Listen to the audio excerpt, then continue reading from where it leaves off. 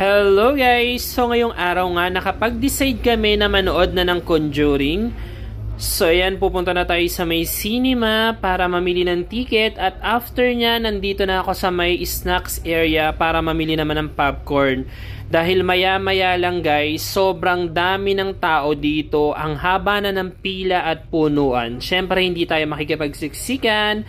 Kaya ngayon pa lang mamimili na ako ng popcorn. So after nya, nagpunta na ako dito sa may waiting area para dito na lang maghintay dahil 11:30 AM yung napili naming oras.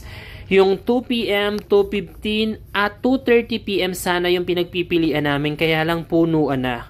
So ito yung itsura nga pala ng cinema ng SM City Bataan. So meron siyang 1, 2, 3 cinema. At ito yung design nila guys. Parang meron diyang kabaong tapos may nakalagay na RIP. Ilang minuto lang kami naghintay dito, pumasok na rin kami sa loob ng cinema pero hindi ko na nabidyohan. So after nyan, kumain na kami ng lunch at eto nga yung aming lunch, bibimbap. Ilang beses na rin kaming nagtatry na umorder ng bibimbap pero laging hindi available. Buti na lang ngayon, pwede.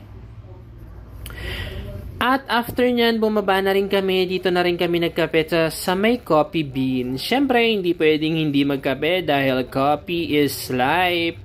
Hindi tayo titigil magkape hanggat hindi tayo nanginginig. So, umorder lang ako ng caramel macchiato. At after nito guys, lumabas na kami. Pumunta kami sa plaza para magsimba at laking gulat nga namin. Puno na yung simbahan. Lahat ng upuan may nakaupo na. May mga naka-standing din. Pero na nagpupunta kami kasi dito, kadalasan marami pang available na seat. Hindi ko sure kung bakit ngayon sobrang daming tao. Kaya syempre nakatayo na lang kami. So every time na magpupunta kami dito sa mall, dito sa may Balanga, talagang pumupunta kami sa simbahan para magsimba. Hindi po pwedeng hindi. After ng misa, lumabas na kami, tatambay lang kami ng ilang oras dito sa may plaza ng Balanga. At ayan nga yung Galleria Victoria. Yung pinakababa pala nito, nag-ooperate pa rin, nandun yung mga fast food. At eto naman yung, alam ko hotel yan nandito yung Jollibee. At eto yung munisipyo ng Balanga. So, nung nagpunta ka kami dito, marami pa rin tao, marami pa rin mga tambay. Itong harapan ng Galleria Victoria, dati meron yung fountain. Ngayon ata hindi na pinapaandar, hindi ako sure kung bakit. So, eto yung Cathedral of St. Joseph Parish. Simbahan dito sa Balanga City, Bataan.